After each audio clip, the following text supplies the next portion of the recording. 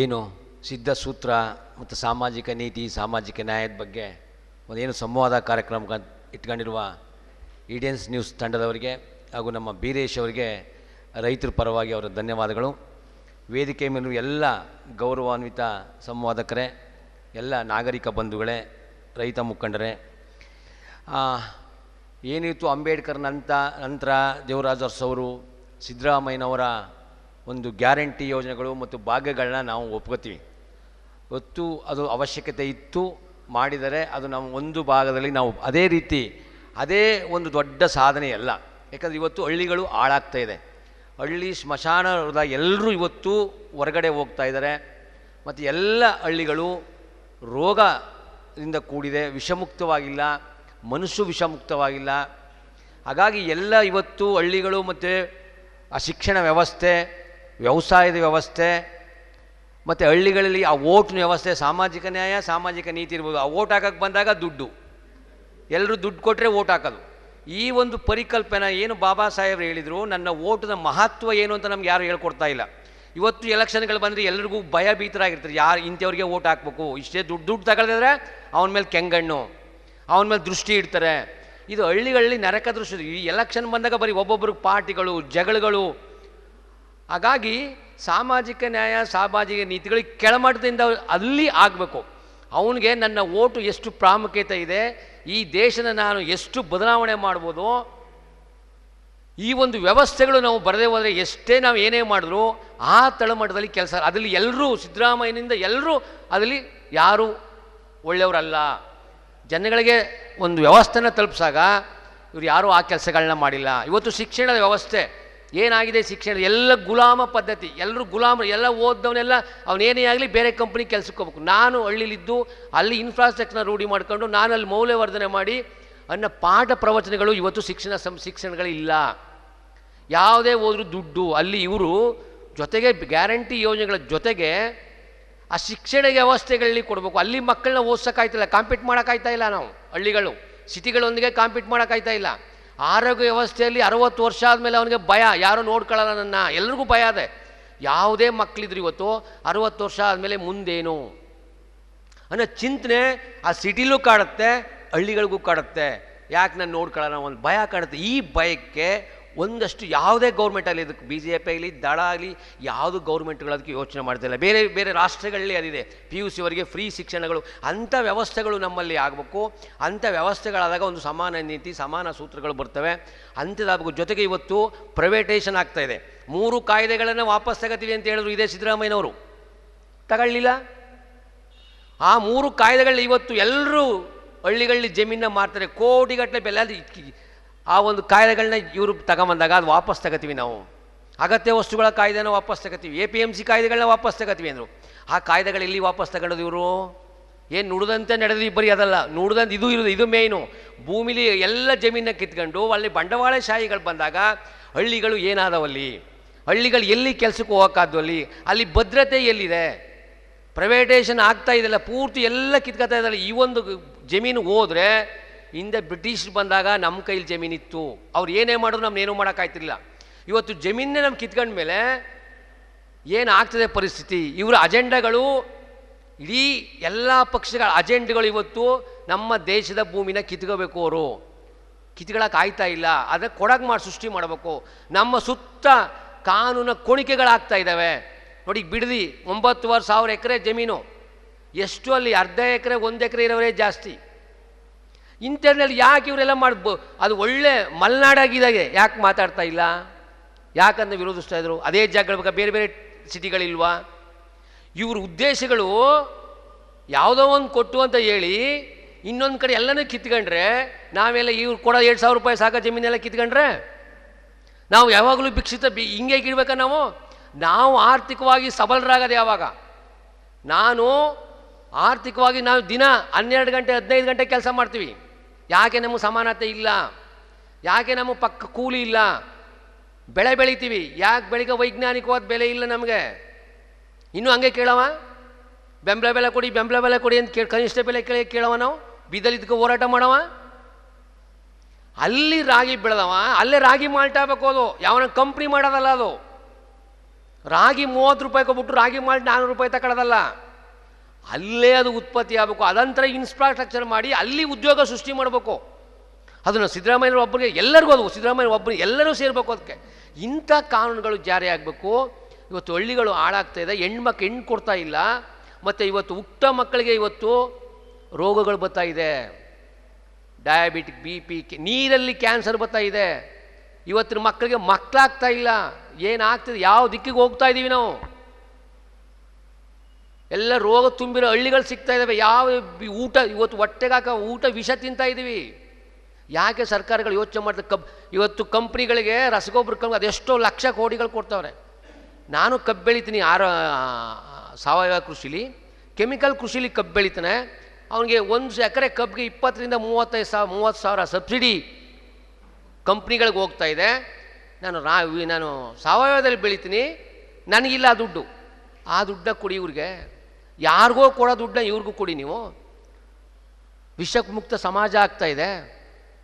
ಹಾಲಲ್ಲಿ ಕ್ಯಾನ್ಸರ್ ಬರ್ತಾ ಅಂದರೆ ನಮ್ಮ ಸಮಾಜ, ಆಮೇಲೆ ಸಮಾಜಮುಖಿ ಸಮಾಜ ನೀತಿಗಳು ತಗೊಂಡು ನನ್ನ ಆರೋಗ್ಯನೇ ಹದಗೆಡ್ತಾ ಇರಲ್ಲ. ಮೂಲ ಇಲ್ಲಿ ಇವತ್ತು ಹಾಸ್ಪಿಟ್ಲ್ಗಳು ಜಾಸ್ತಿ ಆಗ್ತವೆ, ರೋಗಗಳು ಜಾಸ್ತಿ ಆಗ್ತವೆ. ಒಂದು ಕಡೆ ಸರಿ, ಭಾಗ್ಯನ ಇಲ್ಲ, ನಾನು ಒಪ್ಕೋತೀನಿ, ಕೊಡಿ, ಬೇಡ ಅಂತಲ್ಲ. ಆದರೆ ಮೂಲವಾಗಿ ಇಂಥ ಪ್ರಶ್ನೆಗಳು ನಮ್ಗೆ ಕಾಡ್ತವೆ. ನನಗೆ ಮಕ್ಕಳೇ ಆಗಲಿಲ್ಲ ಅಂದರೆ ಆ ಜೀವನ ತಗೊಂಡು ಏನು ಮಾಡೋದು? ದುಡ್ಡು ಎಷ್ಟು ತುಂಬ್ಕೊಂಡು ಏನು ಮಾಡೋದು? ಕ್ಯಾನ್ಸರ್ ಬಂದರೆ ಏನು ತಿನ್ನೋದು ನಾವು? ಇವತ್ತು ಕೆರೆಗಳೆಲ್ಲ ಹಾಳಾಗ್ತಾ ಇದೆ, ನದಿಗಳೆಲ್ಲ ಹಾಳಾಗ್ತಾ ಇದೆ, ಪರಿಸರ ಹಾಳಾಗ್ತಾ ಇದೆ. ಇಷ್ಟು ದಿನ ಮಳೆ ಬಂದಿಲ್ಲ. ಇವೆಲ್ಲ ಸಾಮಾಜಿಕ ನ್ಯಾಯ ನೀತಿಗಳಲ್ಲಿ ಎಲ್ಲವನ್ನೂ ಸೇರಿಸ್ಬೇಕು. ಇದು ಯಾರೂ ಮಾಡಲ್ಲ.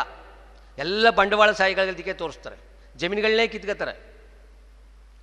ಇದರಲ್ಲಿ ಏನೋ ದೇವರಾಜ ಇರ್ಬೋದು, ಅವರೆಲ್ಲ ಮಾಡಿದ್ರು. ಆ ಕಾನೂನ ಜಾರಿಗ್ತಾನೆ. ರೈತನಿಗೆ ಜಮೀನು ಬೇಕು, ರೈತನ ಬಿಟ್ಟು ಬೇರೆ ಜಮೀನು ಯಾರು ತಗೋಬಾರ್ದು ಅಂತ ಕಾನೂನು ಮಾಡಿ ಇದ್ದ ಕಾನೂನ ತೆಗೆದಾಕಿದ್ರಿ ನೀವು. ಮೊನ್ನೆ ಈಗ ಸೆಂಟ್ರಲ್ನವರು 3 ಕಾಯ್ದೆಗಳನ್ನ ಅವ್ರು ವಾಪಸ್ ತಗೊಂಡ್ರೆ ಇವ್ರು ತಗೊಂಡಿಲ್ಲ.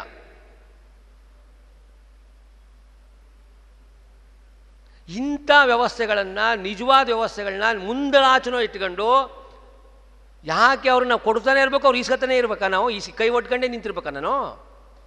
ನಾನು ಆರ್ಥಿಕವಾಗಿ ಸಬಲನಾಗಬೇಕು, ನಾ ಬೆಳಿಬೇಕು. ನಾನು ದಿನ 12 ಗಂಟೆ ನಿಮಗಿಂತ ಹೆಚ್ಚಾಗಿ ಸಿಟಿಲಿರೋಗಿಂತ ಚೆನ್ನಾಗಿ ಕೆಲಸ ಮಾಡ್ತೀನಿ. 12 ಗಂಟೆ ಕೆಲಸ ಮಾಡ್ತೀನಿ, ಹಗಲು ರಾತ್ರಿ ದುಡಿತೀನಿ. ಈ ಸಮಾಜಕ್ಕೆ ಒಟ್ಟು ತುಂಬ ಆಹಾರ ಕೊಡ್ತಾಯಿದ್ದೀನಿ. ನಾನು ಇವತ್ತು ದೇಶದಲ್ಲಿ ಗಂಟೆಗೆ 2 ಹ್ಯಾಂಗ್ ಮಾಡ್ಕೋತಾರೆ ಅಂದರೆ ಯಾವ ನೀತಿಗಳು ಉಳಿದಿದ್ದು, ಯಾವ ಸಾಮಾಜಿಕ ನ್ಯಾಯ ಉಳಿದಿದ್ದು? ಅಲ್ಲಿ ಒಂದು ಆಫೀಸ್ಗೆ ಹೋದರೆ ಒಂದು ಖಾತೆ ಮಾಡಿಸ್ಕೊಳಕ್ಕಾಗಲ್ಲ. ಇವತ್ತು ರೈತ, ದಲಿತ ಎಲ್ಲರೂ ಇವತ್ತೇನು ಬೀದಲಿದ್ದೀವಿ ನಾವು, ಒಂದು ಆಫೀಸ್ಗಳಲ್ಲಿ ಕೆಲಸ ಮಾಡ್ಕೊಳಕ್ಕಾಯ್ತಾ ಇಲ್ಲ. ಇವತ್ತು ಕೊಟ್ಟು ವಿಡೋ ಪೆನ್ಷನ್ ಇನ್ನು 3 ತಿಂಗಳಿಗೆ ಕೊಡ್ತಾರೆ, ಅದರಲ್ಲೂ 50 ರೂಪಾಯಿ 100 ರೂಪಾಯಿ ಕಿತ್ಕೋತಾರೆ. ಹಳ್ಳಿಗಳು ಹಾಳಾಗ್ತವೆ. ಹಾಗಾಗಿ ನಮ್ಮ ಎಲ್ಲರೂ ಏನು ಇವ್ರು ಸೂತ್ರಗಳು ಅದು ಇದು ಮಾಡ್ಕೊತಿದ್ದಾರೆ. ಇದನ್ನು ನಿಜವಾಗಿ ದೇಶ ಕಟ್ಟಬೇಕಾದ್ರೆ ಹಳ್ಳಿಗಳು ಉಳಿಬೇಕು. ಇವತ್ತು ಹಳ್ಳಿಗಳು ಉಳಿತಾ ಇಲ್ಲ. ಎಲ್ಲರೂ ಬೆಂಗಳೂರಿಗೆ ಹೋಗ್ತಾರೆ. ಎಷ್ಟು ಜನ ಎಷ್ಟೋ ಜಮೀನು ಬಿಟ್ಟು ಬೆಂಗಳೂರಿಗೆ ಹೋಗ್ತಾವ್ರೆ. ಆಗ್ತಾ ಇಲ್ಲ ಬೆಳೆಯೋಕ್ಕೆ. ಆತ್ಮಹತ್ಯೆಗಳು ನಡೀತಾವೆ. ದೇಶಕ್ಕೆ ಅನ್ನ ಹಾಕ 140 ಕೋಟಿಗೆ ಅನ್ನ ಹಾಕ ರೈತ ಇವತ್ತು ಆತ್ಮಹತ್ಯೆ ಮಾಡ್ಕೊತಾನೆ ಅಂದರೆ ಇವ್ರಿಗೆಲ್ಲ ಏನು ನ್ಯಾಯಗಳು ಸಿದ್ಧ ಸೂತ್ರಗಳು ಮಾಡ್ತಾರಲ್ಲ, ಇವ್ರಿಗೆ ನಾಚಿಕೆ ಆಗಲ್ವಾ? ಯಾರು ದುಡ್ಡು ಮಾಡಿರಿ ನೀವು? ನಮ್ಮ ದುಡ್ಲಿ ಮಾಡೋದು ನೀವು. ಹಾಗಂತ ಕೇಳಿದ್ರೆ ನಿಮಗೆ ಕೋಪ ಬಂದ್ಬಿಡುತ್ತೆ. ಇವ್ರು ಸರಿ ಇಲ್ಲ, ಯಾರು ದುಡ್ಡು? ನಿಮಗೆ ಪೆಟ್ರೋಲ್ ಹಾಕೋಕ್ಕೂ ನಾವೇ ದುಡ್ಡು ಕೊಡ್ತೀವಲ್ಲ. ನಮ್ಮ ಕರೆನ್ಸಿ 300 ರೂಪಾಯಿ ಹಾಕ್ಕೊಂಡ್ರೆ ಒಂದು ತಿಂಗಳು ಮಾತಾಡ್ತೀವಿ, ನಿಮ್ಗೆ 5,000 10,000 ರೂಪಾಯಿ ಕರೆನ್ಸಿ ಹಾಕ್ತೀವಿ ನಾವು. ಇದಕ್ಕೆ ನಿಮ್ಗೆ ದುಡ್ಡು ನಾವು ಕೊಡಲ್ವಾ? ನಿಮ್ಗೆ ಕಾರ್ ಕೊಡಲ್ವಾ? ಬಂಗ್ಲಾ ಕೊಡಲ್ವಾ? ಕೂತ್ಕೊಂಡು ಚರ್ಚೆ ಮಾಡೋಕ್ಕೆ ಟೈಮ್ ಕೊಡಲ್ಲ. ನೀವು ಮಾಡಬೇಡಪ್ಪ, ಚಿಂತನೆ ಮಾಡಿ ಏನಾದ್ದು, ಏನಾಯ್ತಾ ಇದ್ದು. ಇನ್ನೂ ಕೊಡಿ ಗ್ಯಾರಂಟಿಗಳು, ಎಲ್ರಿಗೂ ಕೊಡಿ. ನಾನು ಯಾರಿಗೂ ಕೊಡಬೇಡಿ ಅಂತ ಹೇಳಲ್ಲ, ಎಲ್ಲರಿಗೂ ಕೊಡಿ. ಆದರೆ ಎಲ್ಲೋ ಒಂದು ಕಡೆ ರೈತನಿಗೆ, ಹಳ್ಳಿಗಳಿಗೆ ಮೋಸ ಮಾಡಬೇಡಿ. ಅವ ಅಷ್ಟೆಲ್ಲ ಬೆಳೀತಾನೆ, ಬೀದಲ್ಲಿ ಬಂದು ಸುರಿತಾನೆ ಅವನು. ಆದರೆ ಗ್ರಾಹಕರಿಗೆ ಅಷ್ಟೇ ರೇಟು, ಗ್ರಾಹಕರಿಗೆ ಕಮ್ಮಿ ಆಗಲ್ಲ. ಅದೆಲ್ಲೋ 2% 1% ಗೊತ್ತು, ಅದೇ ದುಡ್ಡು ಇವರು ಬರೋದು. ಇವತ್ತು ಒಬ್ಬ ಮೆಂಬರ್ ಆದರೆ ಮುಂದೆ ವರ್ಷಕ್ಕೆ ಅವನು 2 ಮನೆ ಕಟ್ಟಿರ್ತಾನೆ ಅವನು. ಇವಕ್ಕೆಲ್ಲಕ್ಕೂ ನೀತಿಗಳಾಗಬೇಕು, ಕಾನೂನುಗಳು ತರಬೇಕು. ಆ ಥರದ್ದು ಸಿಕ್ಕಾಕಂಡೆ ಮುಂದೆ ಅವ್ನು ನಿಂತ್ಕೋಬಾರ್ದು. ಎಲೆಕ್ಷನ್ಗೆ ಏನಾದಾಗಬೇಕು. ಸಾಮಾಜಿಕ ನ್ಯಾಯ ನೀತಿ ಒಂದಿಗೆ ಕಾನೂನುಗಳನ್ನೂ ಜೋಡಿಸ್ಬೇಕು ಅಲ್ಲಿ. ಇಲ್ಲಾಂದರೆ ನಾವು ಬದುಕೋಕ್ಕಾಗಲ್ಲ. ಇವತ್ತು ಓದ್ಸೋಕ್ಕಾಗಲ್ಲ ಮಕ್ಕಳನ್ನ. ಊಟ ಮಾಡ್ಬೋದು, ಆ ಊಟದಲ್ಲಿ ವಿಷ ಅದೇ. ಕೊಡಿ. ಅನ್ನಭಾಗ್ಯ ಇಲ್ಲ, ನಮಗೆ ಗೊತ್ತು, ನಾವು ಬರೀ ಇಟ್ಟು ಉಣ್ತಿದ್ದವ್ರು, ನಮಗೂ ಏನು ಇವತ್ತು ಅನ್ನ ಉಣ್ತೀವಿ. ಅನ್ನ ಉಂಡ್ರೆ ಏನಾಗಿದ್ದು ಪರಿಸ್ಥಿತಿ, ಎಲ್ಲಕ್ಕೂ ಡಯಾಬಿಟಿಕ್ ಬರ್ತದೆ. ಅದರಲ್ಲಿ ಎಲ್ಲನೂ ಮಿಕ್ಸ್ ಮಾಡಿ ಭೂಮಿ ಹಾಳಾಯ್ತದೆ. ಅನ್ನ ಅಕ್ಕಿ ಬೆಳೆದು ಇವತ್ತು ಡ್ಯಾಮ್ಗಳು ಕಟ್ಟಿ ಏನಾದ್ದು ಭೂಮಿ ಸಾವಯವ ಇಂಗಾಲ ಭೂಮಿ ಇದು 0.1% ಇದೆ. ಕನಿಷ್ಠ 1.5 ಇರಬೇಕು. ಅದು ನಾವು ನಮ್ಮ ರಕ್ತ HB ಟೆಸ್ಟ್ ಮಾಡಿದಾಗ 3-4ಕ್ಕೆ ಬಂದುಬಿಟ್ರೆ ನಾವು ಎಲ್ಲಿ ICUದಲ್ಲಿ ಮಲಗಿರ್ತೀವಿ, ಆ ICU ಸ್ಥಿತಿಲಿ ಭೂಮಿ ಇದೆ. ನೆಕ್ಸ್ಟು ಎಲ್ರಿಗೂ ಊಟ ಎಲ್ಲಿ ಸಿಗುತ್ತೆ? ಊಟ ನೆಕ್ಸ್ಟ್ ಎಲ್ಲಿ? ಭೂಮಿನೇ ಬಂಜೆ ಆಗ್ತದೆ ಭೂಮಿ.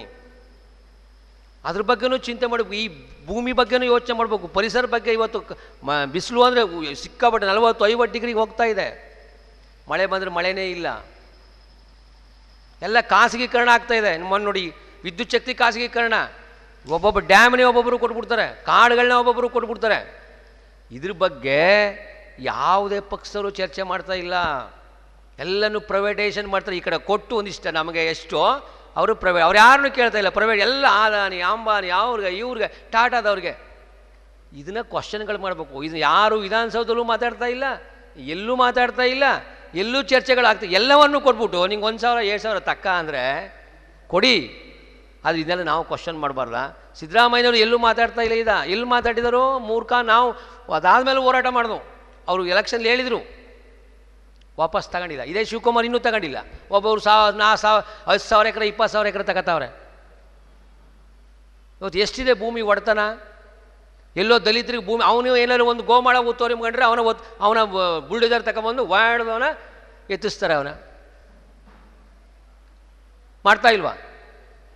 1 ಎಕರೆ ಎಲ್ಲ ಒತ್ತುವರಿ ಮಾಡ್ಕೊಂಡು ಎಲ್ಲ ಜಮೀನು ಮಾಡಿದ್ರೆ ಒಬ್ಬ ರೈತನ ದಲಿತನ ಹಿಂದುಳಿದವನು ಮಾಡಿದಾಗ ಅಲ್ಲಿ ಎಲ್ಲರನ್ನೂ ಬಿಟ್ಟು ಅವನ ಒದ್ದ ಆಚೆ ಓಡಿಸ್ತಾರೆ.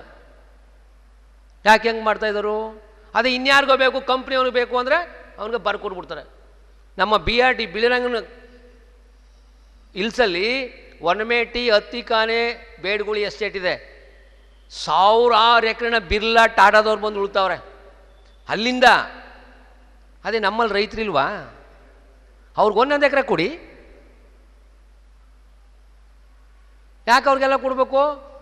ಇಂಥ ನೀತಿಗಳು ನಮಗಾಗಬೇಕು. ಯಾವುದೋ ಒಂದು ದುಡ್ಡು ಕೊಟ್ಬಿಟ್ಟು ಅವನು ಹಂಗೆ ಮಾಡೋದು ಮುಚ್ಚಿಸೋದಲ್ಲ. ಕೊಡಿ, ಕೊಡಬೇಡ ಅಂತಲ್ಲ. ನಿಮ್ಮ ಅದಲ್ಲಿ ರಾಜಕೀಯ ದೃಷ್ಟಿನೂ ಅದ ನಿಮಗೆ. ಅಲ್ಲಿ ಗೆಲ್ಲಬೇಕು. ನಿಮ್ಮ ನೋಡಿ ಇನ್ಯಾರೋ ಮಾಡಿದ್ರು ಈಗ. ಹಾಗಾಗಿ ನಮಗೆ ರೈತರಿಗೆ, ಹಳ್ಳಿಗಳಿಗೆ, ಹಳ್ಳಿ ಉಳ್ಕೋಬೇಕು. ಹಳ್ಳಿ ಉಳ್ಕೊಂಡ್ರೆ ಇವತ್ತು ದೇಶ. ನಿಮ್ಗೆ ಒಳ್ಳೆ ಊಟ, ಒಳ್ಳೆ ಪರಿಸರ, ಒಳ್ಳೆ ಶಿಕ್ಷಣದ ವ್ಯವಸ್ಥೆ ಬದಲಾಗಬೇಕು. ಎಲ್ಲರೂ ಹಳ್ಳಿಲೇ ಓದಿಸ್ಬೇಕು. ಆಸ್ಕು ಮಾಡಿ ಆ ಮಾಸ್ಟ್ರ್ ಮಕ್ಕಳೇ ಫಸ್ಟ್ ಅಲ್ಲಿ ಓದಬೇಕು. ಆಗ ನಾವು ಸೇರಿಸ್ತೀವಿ, ಎಲ್ಲ ಸೇರಿಸ್ತಾರೆ. ನನ್ನ ಮಗ ಅವನಾಯ್ತಾ ಚೆನ್ನಾಗಿ ಪಾಠ ಮಾಡ್ತಾನೆ.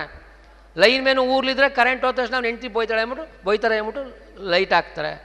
ಇಲ್ಲಿ ಎಲ್ಲರೂ ಎಚ್ಚಾರ ತಗೋತಾರೆ. ಇಂಥ ಕಾನೂನುಗಳು ಒಂದಷ್ಟು ಮಾಡಿದಾಗ ಹಳ್ಳೀಲಿ ಅಲ್ಲೇ ವ್ಯಾಪಾರ ಸೃಷ್ಟಿಯಾಗುತ್ತೆ, ಹಳ್ಳಿ ಉದ್ಧಾರ ಆಯ್ತೆ, ಹಳ್ಳಿ ಒಂದು ಗೃಹ ಕೈಗಾರಿಕೆಗಳು ಸ್ಟಾರ್ಟ್ ಆಗ್ತವೆ. ಅಲ್ಲಿಗೆ ಇನ್ಫ್ರಾಸ್ಟ್ರಕ್ಚರ್ ಕೊಡಿ, ಅಲ್ಲಿ ದುಡ್ಡು ಕೊಡಿ. ಎಲ್ಲರೂ ಅಲ್ಲಿ ರಾಗಿನ ಅಲ್ಲಿ ಮಾಲ್ಟ ಬರಬೇಕು, ಅಲ್ಲಿ ಚಕ್ಲಿಯಾಗಿ ಬರಬೇಕು ಅನ್ನೋ ಒಂದು ಕಾನ್ಸೆಪ್ಟ್ ಮಾಡಿ ಎಲ್ಲೆಲ್ಲಿ ಬೆಳೀತಾರೆ ಆ ವಾತಾವರಣಗಳಿಗೆ ಬೆಳಿಬೇಕು. ಅಂಥ ವ್ಯವಸ್ಥೆಗಳು